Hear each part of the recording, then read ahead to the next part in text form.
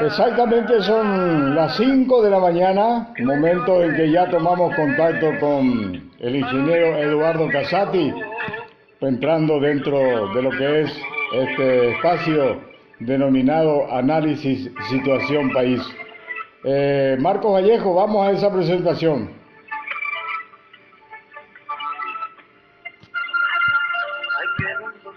Marcos Vallejo, vamos a la presentación del ingeniero Eduardo Casati, por favor.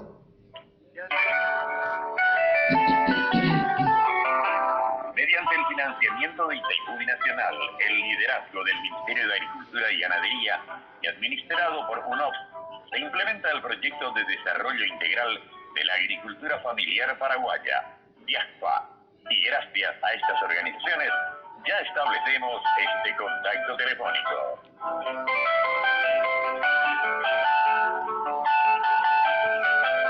Bien, estamos con el ingeniero Eduardo Casati,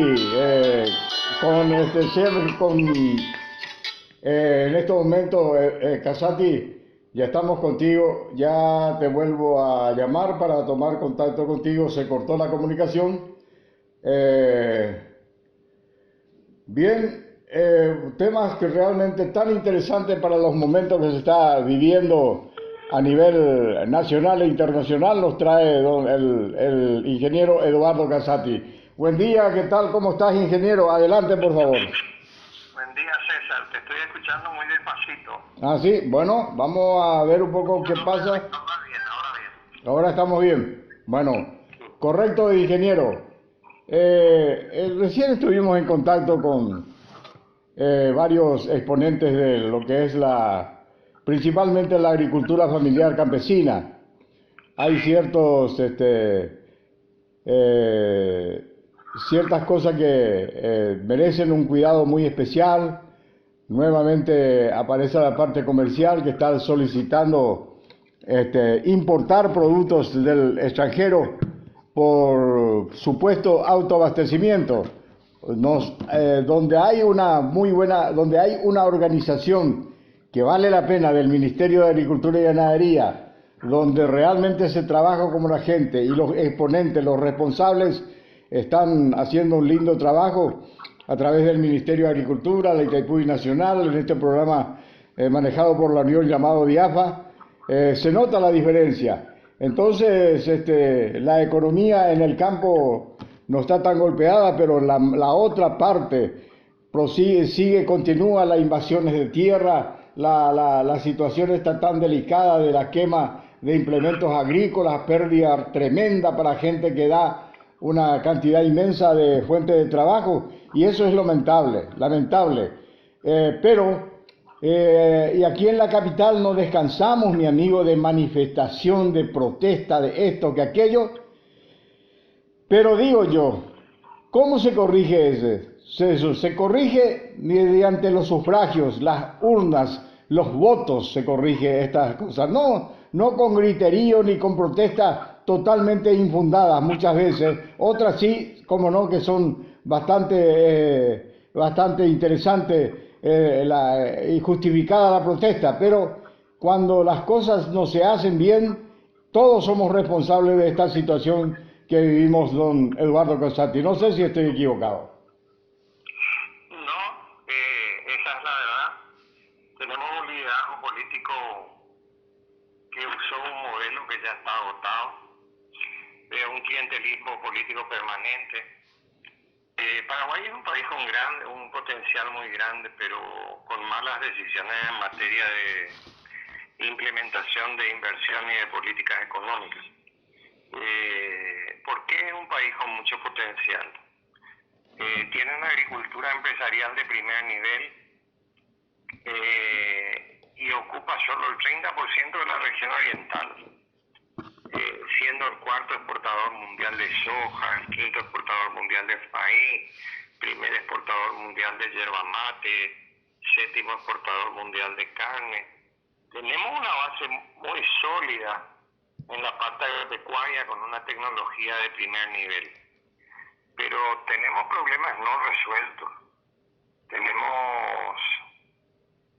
Tenemos que remontar a la época de Stroessner y la dictadura. Cuando cae el gobierno de Stroessner, se redacta una constitución destinada a que, esto ya en la época de Rodríguez, se aumentan los valores, las asignaciones del poder legislativo. Se le da mucho poder y mucho control sobre el Ejecutivo. Y fruto de eso tenemos un libertinaje administrativo a nivel del sistema legislativo que yo pienso que constitucionalmente habría que eliminar. Yo creo que en este momento hay que hacer un cambio de constitución y tenemos que hacer un análisis delicado de cuáles son las normas que van a regir las leyes fundamentales de nuestro país. Hoy día tenemos 300.000 empleados públicos que absorben casi el 90% del presupuesto nacional. Entonces, señores, no hay plata para nada. Don Eduardo, Sí, decime, 300.000 empleados públicos, sí. ¿cuánto de eso es brazo ejecutor en materia educativa y la responsabilidad del manejo de la parte agraria de nuestro país? ¿Qué porcentaje hay de este Muy tipo de poco, gente? la asignación presupuestaria está muy restringida. Se dicen que los presupuestos de educación y de salud tienen que subir, triplicarse por 3. Entonces hay mala asignación presupuestaria y hay demasiado gente en la administración. Con los recursos genuinos del Estado, si no hubiéramos tenido esta estructura administrativa tan pesada, Paraguay tiene recursos suficientes como para tener un despegue económico importante. Pero estamos copiando el modelo argentino. Argentina es un país lamentablemente no viable. Y Paraguay, si continúa con esta política y no hace una reforma del Estado verdadera, va a empezar a tener serios problemas. Ahí está, eso es lo que acabas de decir. Ayer justamente estaba escuchando atentamente que la situación argentina lamentablemente tiene que ser aprovechada en este momento para abrir las puertas a capitales que quieren integrarse que quieren venir a nuestro país. Pero, ¿qué garantía le damos a la gente que quiere venir a nuestro país? Quemando implementos agrícolas, con invasiones de tierra y lamentablemente con cosas incluso viéndose esas acciones con ojos complacientes dentro del mismo sistema de gobierno, Sí, eso no puede suceder. La invasión de la propiedad privada de la tierra es una cosa que no se puede permitir. Y eso se combate de dos maneras: haciendo una profunda reforma del sector agropecuario y tomando medidas judiciales contra los líderes de los invasores.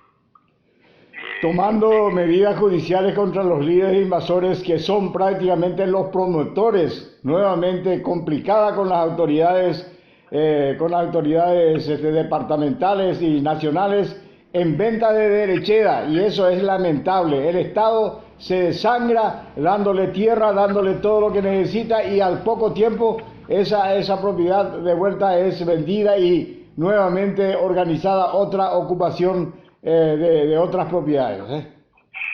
Sí, se hizo de eso un negocio que desestabiliza al país, y hay una corrupción llevada a límites extremos, porque la reforma agraria del Paraguay fue muy importante. Se repartió muchísima tierra a los campesinos, pero finalmente terminamos nuestra reforma agraria sin un sistema administrativo que permita conocer. Ustedes pueden creer que no haya un registro computarizado de los beneficiarios de la reforma agraria. Ese es el primer paso.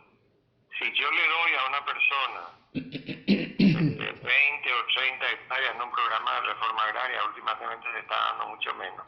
Yo tengo que tener escrito su nombre para que nunca más se le vuelva a dar. Sí. Y la tierra es un recurso finito. No. Y antes teníamos la ventaja de que el Estado tenía mucha tierra pública. No existe más eso. Y además, la tierra está muy cara. Entonces, hacer procesos de reforma agraria sin eficiencia, apoyando a un liderazgo político, en algunos casos muy deshonesto, no, tiene consecuencias sociales muy graves. Justamente de eso quería hablar. Sí, exacto. ¿Cuál es el país que yo quiero? ¿Qué tipo de medidas de política económica deberían implementarse para ir cambiando gradualmente la situación? Yo quiero comentar que en los últimos 20 años Paraguay cuadruplicó su ingreso per cápita. El Producto Interno Bruto del país se cuadruplicó. Y el nivel de pobreza bajó de 50 o 55 a 25. Pero no hay medidas suficientes. No. Tenemos que avanzar mucho más. Yo pienso que debería ser preocupación del Estado dar la tierra a todos los campesinos humildes para que tengan una oportunidad de desarrollarse. Y propongo un nuevo modelo de reforma agraria basado en lo siguiente. El Paraguay tiene dos regiones, la región oriental y la región occidental, los Chacos, que tienen el 61% de la superficie y el 2% de la población. Yo propondría una reforma agraria en la cual en el Chaco, donde las tierras son mucho más baratas que en la región oriental, ¿y por qué son más baratas? Y porque las condiciones climáticas son más favorables en la región oriental. Pero yo haría un programa fuerte de reforma agraria en el Chaco consistente en lo siguiente. Le daría, por ejemplo, 100 hectáreas a cada campesino. Después voy a hablar de qué pasa con los menonitas. 100 hectáreas a cada campesino, le construiría una casa de material muy linda, le daría los implementos agrícolas necesarios para que puedan trabajar la tierra y le instalaría una agroindustria en la zona de colonización que absorba la producción de los mismos de manera que ellos tengan asegurada su producción y la comercialización de sus productos. Pero introduciría una variable que es fundamental. El Estado no va a dar más la propiedad de la tierra. Exacto, como sucede en el país vecino, ¿eh? Claro, el Estado lo que tiene que dar es la tierra como instrumento de producción. Sí, como una herramienta de producción. Claro, si yo soy un campesino y quiero trabajar la tierra, bueno, puedo recibir todo lo que el Estado, mencioné que el Estado me puede dar. Me tiene que dar la tierra, me tiene que dar una casa linda, me tiene que dar educación, salud en la colonización que se haga, me tiene que dar los implementos agrícolas, capital operativo, capacitación y tiene que instalar una agroindustria. Pero sin derecho a la propiedad de la tierra, aunque con usufructo de la tierra. Sí. Mientras este campesino esté ocupando esa tierra, todo eso que citamos es suyo. Cuando él quiera salirse del programa, no puede vender la tierra ni vender sus derecheras. Porque eso es lo que se está haciendo actualmente y no es el objetivo del Estado. El que se quiere quedar y quiere trabajar tiene todas las facilidades. Vamos a usar el ejemplo menonita. Yo ahora 6 meses estuve en Loma Plata, en todas las colonias menonitas recorriendo, y cuando una pareja joven se casa, la cooperativa, que es la dueña de las tierras, le da 60 hectáreas a cada nuevo colono jovencito. Le da las 60 hectáreas, le da el dinero para construirse una casa linda, le da plata para todos sus implementos agrícolas y, como en este caso específico que estoy contando, le da una vaquita lechera para producción de leche para venta en la cooperativa. Todo lo que recibe se computa y se cuantifica monto del crédito que se le dio, no se le regala ese dinero, se le da, acredita ese dinero, y después, en la medida que vaya produciendo, ellos entregan su leche a la cooperativa, y al ingresar la leche a la cooperativa, ellos saben que tiene un precio ya previamente definido. Se hacen dos cosas: parte del producto, parte del valor del producto se utiliza para, según una regla que ellos tienen establecida y computarizada, sirve para pagar los intereses y amortizar la deuda que ellos tienen con la cooperativa. Y el saldo se le acredita en una cuenta con una tarjeta de débito que ellos pueden girar para como el ingreso que legítimamente les corresponde por la actividad agrícola que están desarrollando. Bueno, yo sugiero que nosotros copiemos el modelo. Los menonitas tampoco son dueños de la tierra, es la cooperativa la que es dueña de la tierra. En este modelo que yo propongo, esas colonizaciones tienen que hacerse cerca de la ruta o sobre ruta. Si no hubiera una ruta, hay que construir una ruta asfaltada que le lleve al acceso, de manera que las colonias y los nuevos asentamientos tengan asegurada la infraestructura para sacar su producción. Y daría beneficios fiscales de exoneración impositiva de largo plazo a las agroindustrias que quieran establecerse en las nuevas zonas productivas que estamos habilitando. ¿Qué ganaríamos con eso? Elevar considerablemente el nivel del potencial productivo de la gente campesina y mejorar sus condiciones de vida, y poblar el Chaco, que es una región básicamente totalmente despoblada. Entonces, deberíamos ir pensando en un nuevo modelo de reforma agraria que contemple los conceptos que acá estoy diciendo. Otra cosa que pienso que es muy necesaria para el país es una reforma constitucional. Después de la caída de Stroessner se hizo una reforma constitucional que buscaba limitar el poder del poder ejecutivo. Se aumentaron las funciones del poder legislativo, se le dio mucha autonomía y se generó, yo diría, un proceso de corrupción generalizada que está debilitando la economía del país. Hay una facilidad muy grande para que el liderazgo político acomode gente de su familia o de su entorno en el esquema familiar. Y hay dos tipos de empleados públicos: aquellos que se presentan a un puesto, a un cargo, a un concurso porque el cargo se licitó, que se les exige todos los requisitos que son necesarios para poder trabajar con el Estado, que esté bien capacitado en el área, su tarea es descrita y tiene una función específica. Y una de las preguntas que repiten hasta el cansancio es que no tenga vinculación política con el ministro, si hablamos de un ministerio, o algún parentesco de alto grado, alguna persona que ocupa una posición institucional jerárquica de alto grado. Eso está muy bien, pero lo que no está bien es que hay otra forma de ingresar al Estado, a la función pública, como empleado, como asesor especial. Esos no rinden ningún tipo de exámenes, son cuotas que tienen los políticos, colocan a sus parientes y son los que se llevan los salarios públicos más altos. Señores, ese modelo se acabó. La economía tocó fondo. No podemos seguir implementando una política de este tipo.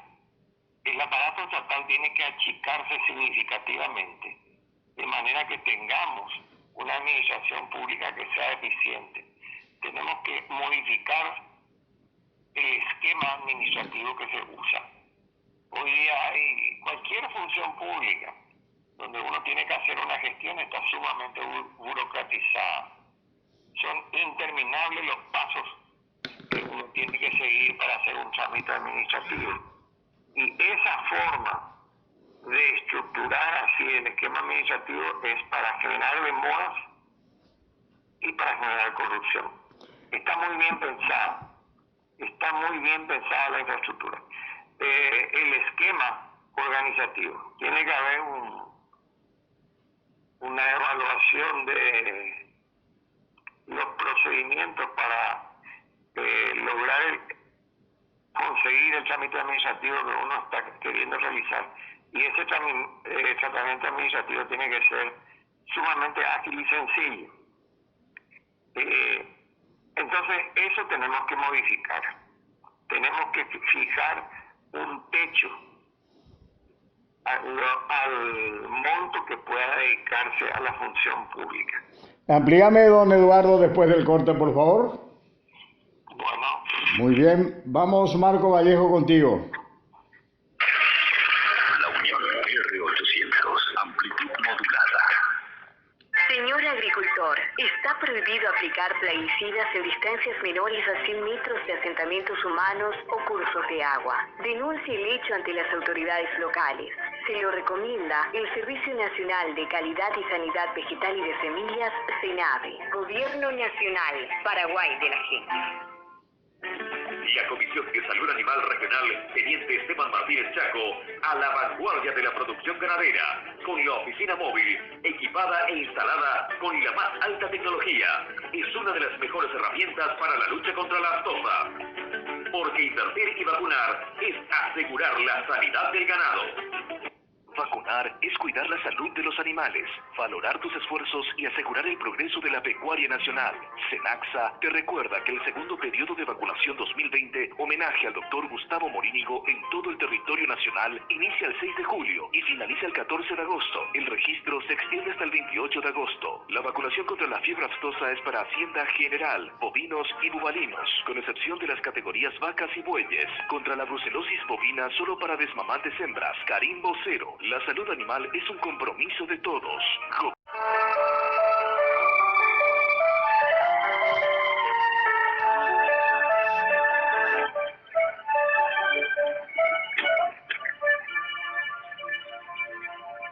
Me besaste esa noche a la orilla del río, con pasión infinita, y encendiste en el pecho una hoguera de amor. Ay, qué tierno esos besos.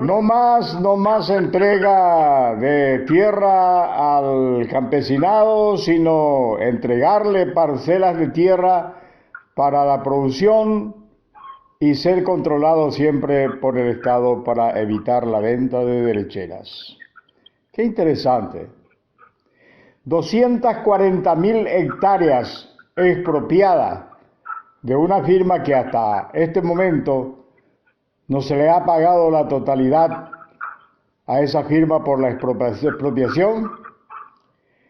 Ahí esa colonia, en aquel entonces llamado Puenteciño, hoy Sargento Félix López, que justamente al cabo de mucho tiempo está contando con lo que está dentro de la idea de don Eduardo Casati, la de provisión de camino a todo tiempo. Se está uniendo la zona de Vallemí con la zona de San Carlos del APA hasta llegar hasta Sargento Félix López, de Félix López hacia también la zona de Bellavista, extendiéndose la pavimentación asfáltica, y por otro lado otro ramal que va a salir hacia el departamento de Concepción.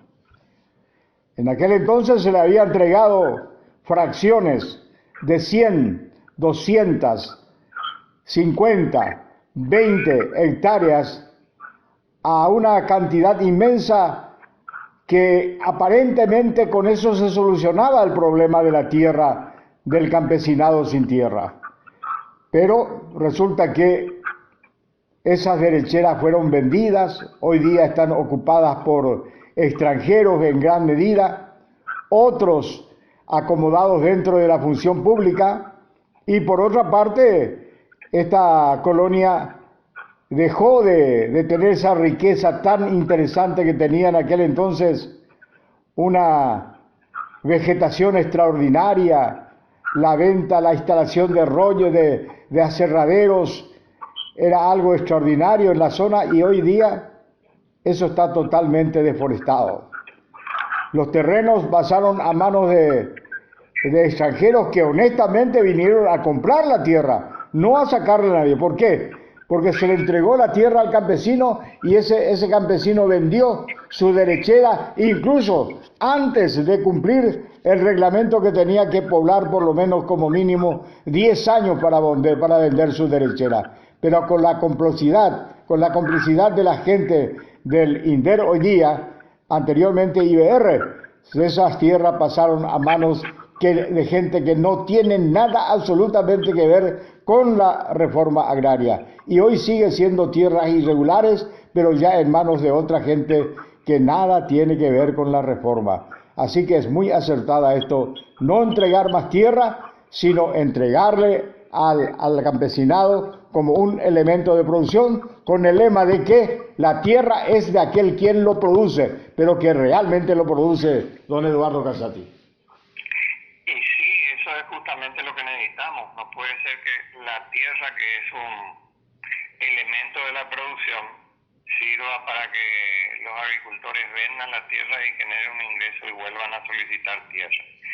Ya en la época del doctor Gaspar Rodríguez de Francia se implementó un programa como el que estoy sugiriendo. En esa época que se le daba el usufructo de la tierra, no la propiedad de la tierra. El usufructo de la tierra, se le hacía una asistencia tecnológica, el Estado, que era un Estado socialista, se encargaba de comprar toda la producción a un precio prefijado, de manera que no hubiera sorpresa, el agricultor conociera el ingreso que iba a tener, y el Estado se encargaba de la comercialización. Bueno, obviando de que mi línea de pensamiento no es de ninguna manera socialista, podemos copiar el modelo, que el campesino tenga la infraestructura, tenga el usufructo de la tierra, tenga las comodidades de tener una vivienda digna, de que se habilite puestos y centros de salud y escuelas para la educación de los chicos, que se le dé todo el capital necesario para su mecanización y que tenga eficiencia en la producción, que se le dé la asistencia técnica, que se los organice en forma de cooperativas a los agricultores y que usen un sistema de pago de deuda, que ellos tengan que devolver esa inversión. ¿Por qué propongo hacer en el Chaco? Porque el Chaco tiene suelos muy fértiles y está totalmente despoblado.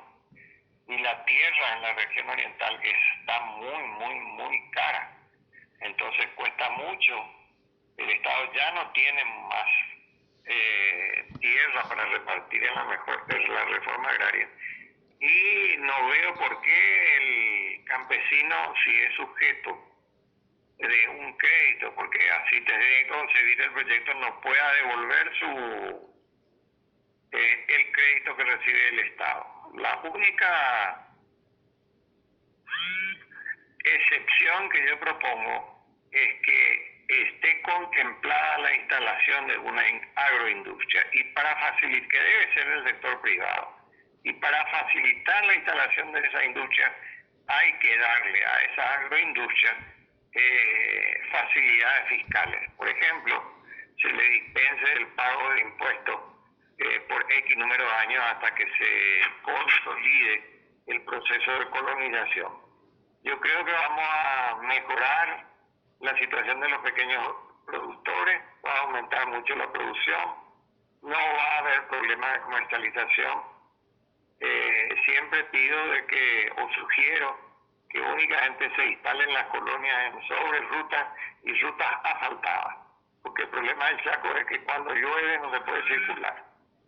Entonces, tenemos en el Chaco un espacio muy amplio de tierras mucho más baratas, que van a ser donadas en su usufructo a los campesinos, pero todo aquel capital que se les da para desarrollar el modelo, ellos tienen que pagar a través de su producción, como hacen los menonitas. Los menonitas no les regalan nada, le dan toda la facilidad a su gente, pero en la medida que ellos van entregando su producción, parte de eso se dedica a amortización al pago y amortización de su deuda, y el resto es para su beneficio personal. Bueno, hablé después que hay que hacer una reforma constitucional. Esa reforma constitucional tiene que contemplar los efectos negativos que tenemos en este momento. Por ejemplo, tenemos un excesivo número de senadores y de diputados, 80 senadores y 160 diputados, con unos beneficios que son increíblemente generosos y con unas exigencias que son mínimas. Lo único que se requiere para ser diputado es tener 25 años de edad. Y no habla en ningún momento de la capacitación. O sea que una persona de muy bajo nivel cultural o de un nivel de formación muy baja, si tiene 25 años, puede ser diputado. Y no, señor, eso no es así, no debería ser así. Tiene que haber exigencias desde el punto de vista intelectual y moral para que puedan regir, porque a esa gente se le entrega la facultad de decidir los destinos de la nación. Y en términos de senadores es la misma cosa. Creo que solo se requiere que tenga 35 años y no dicen nada más. Y los senadores tienen que ser personas de reconocida trayectoria moral y de un reconocido prestigio en el área en que ellos se desenvuelven. Tienen que ser profesionales de alto nivel y tienen que ser personas con un nivel de conducta social intachable.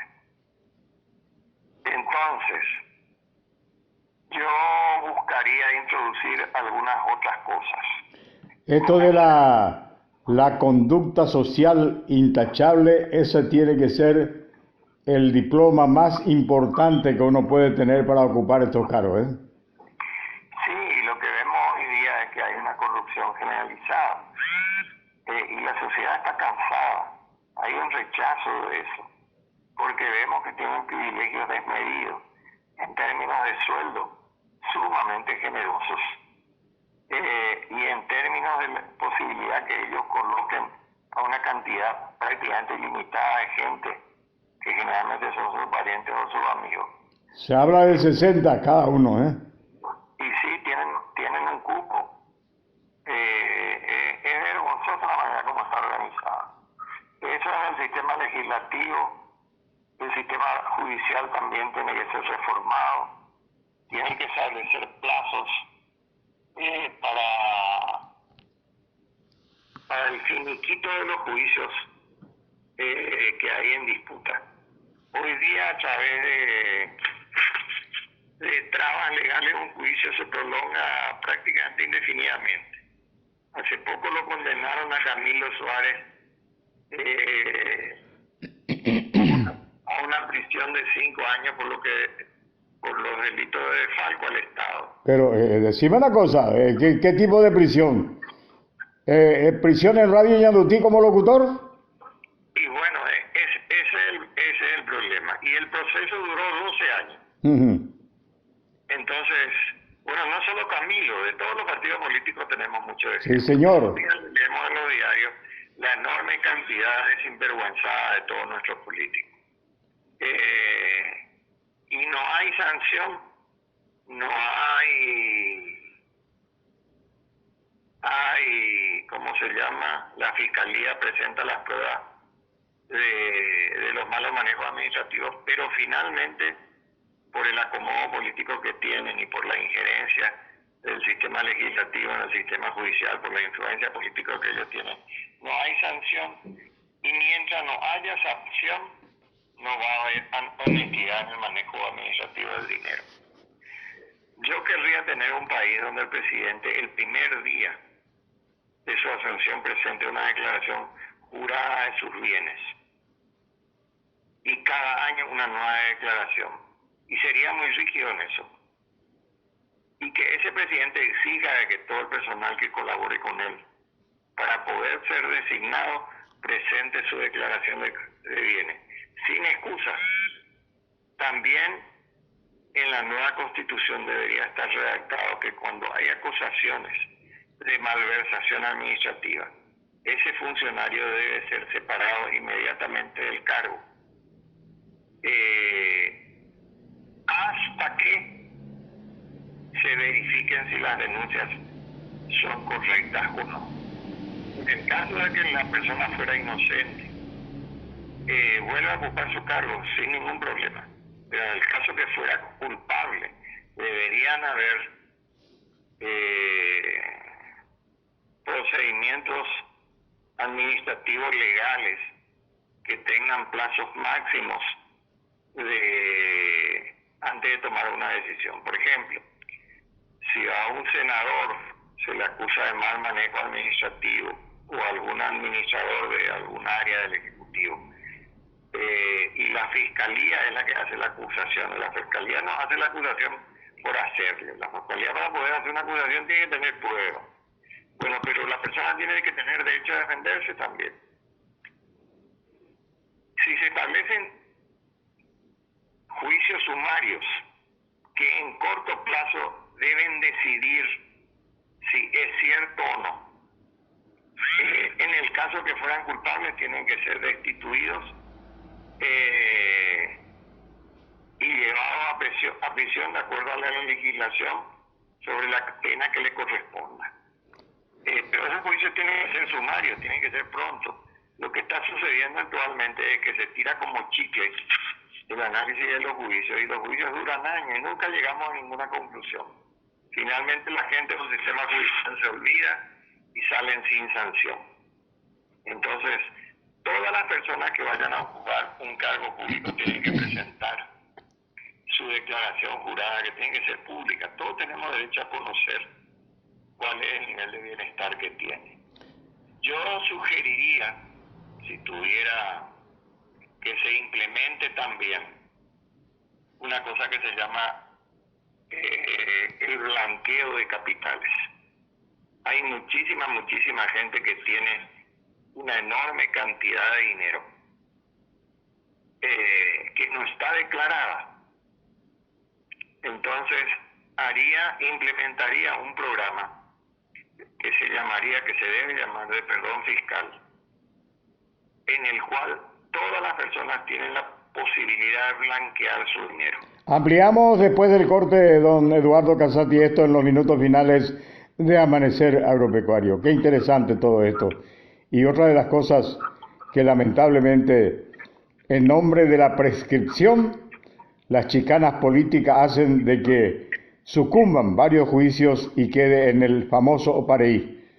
Ahí está el caso Bober. ¿Cuándo se va a resolver? Bien, vamos hasta estudios, compañero operador. R800, Radio La Unión, amplitud modulada.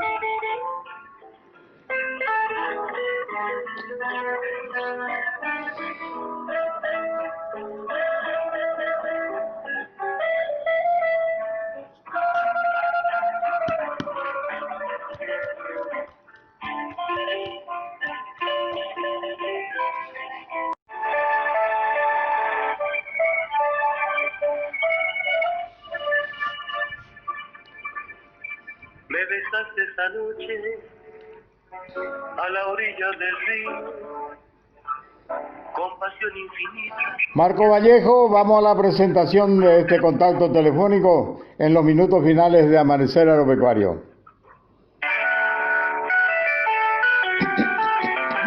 Mediante el financiamiento de Itaipú Binacional, el liderazgo del Ministerio de Agricultura y Ganadería y administrado por UNOPS, se implementa el proyecto de desarrollo integral de la agricultura familiar paraguaya, DIASPA, y gracias a estas organizaciones ya establecemos este contacto telefónico.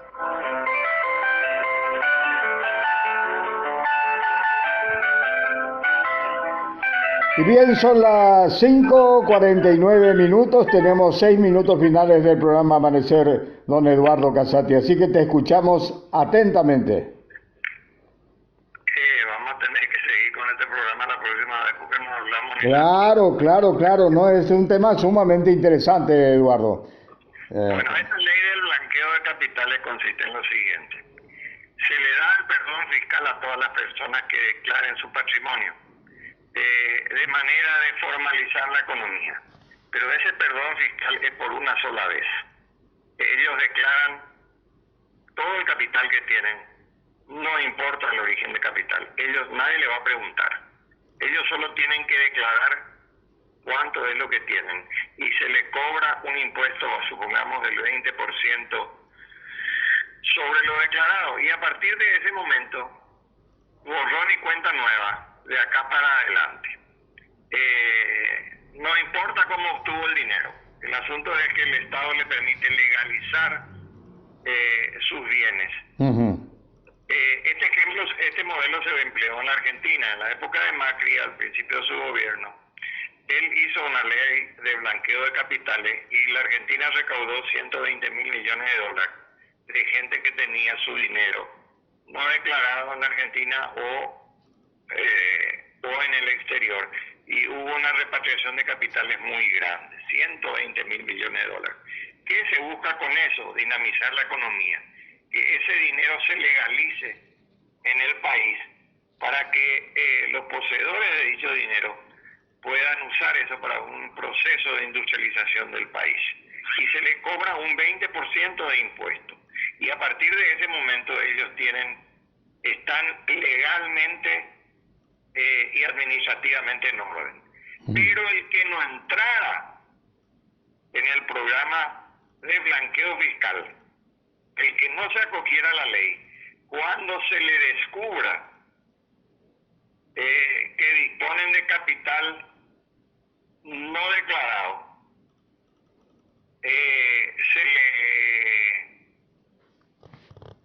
se le implementen penas judiciales durísimas. De manera que yo tengo dos opciones. Si yo me acojo a la ley del blanqueo de capitales, a mí no me van a preguntar de dónde tuve ese dinero. Y va a ser legal que ese dinero entre formalmente en la economía y yo pago un impuesto del 20%. Pero si yo por desconfianza o por cualquier cosa no entro en el esquema y algún día descubren que yo tengo tantos millones de dólares escondidos o invertido en tal parte, a mí me tienen que llevar preso por evasión fiscal. Esa es una ley que fue muy... Incluso la confiscación, Eduardo. ¿El qué? Incluso la confiscación. Claro, la confiscación de los bienes y el encarcelamiento de la persona. Sí. Dos cosas.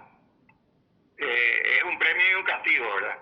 Si vos te acoges a la ley de manera que nosotros podamos formalizar tu economía, yo me olvido del origen de tu fondo. Sí. Te cobro 20%, que es un recurso importante que tengo que para destinar al sector social. Pero si no te acoges y te descubro como Estado que tenés, te confisco los bienes y te hago un procesamiento judicial y te hago la condena pertinente. En estos momentos en que tanto se le exige al Estado, qué interesante sería esto y qué recaudación vamos a tener, don Eduardo, ¿eh? Y yo creo que vamos a tener una recaudación muy grande porque la evasión fiscal en Paraguay es enorme. Y si la gente tiene confianza en el sistema, tiene la oportunidad de blanquear su dinero, de pagar un impuesto, pero de poder trabajar en blanco. país le conviene. Podrá decirse que es injusto que ese dinero haya provenido de una actividad ilícita. Sí. Es cierto. No es justo que se haga eso, pero al país le conviene y a la persona también le conviene. Y si no entiende que le estamos dando un beneficio por única vez, cuando se le agarre con un capital que no pueda justificar, se le confisca y se le mete preso. Otra ley que también se implementó en el Brasil con mucho éxito. Espérame un rato, Eduardo. Es la ley de la delación y el arrepentimiento fiscal. Cuando hay un hecho de corrupción y se identifica plenamente a una persona, la fiscalía presenta las acusaciones pertinentes, se hace la revisión judicial y el hecho es válido. Vamos a suponer que a una persona le corresponda por el delito que cometió 10 años de cárcel. La ley de arrepentimiento y delación permite grandes disminuciones del tiempo de la pena que tiene que pagar como sanción por el ilícito que cometió. Pero para que se le disminuya la pena, tiene que relatar quiénes son sus socios y están metidos en el negociado. Justamente a eso lo que iba. También un castigo severo para los prestanombres, ¿eh? Claro, toda persona que está involucrada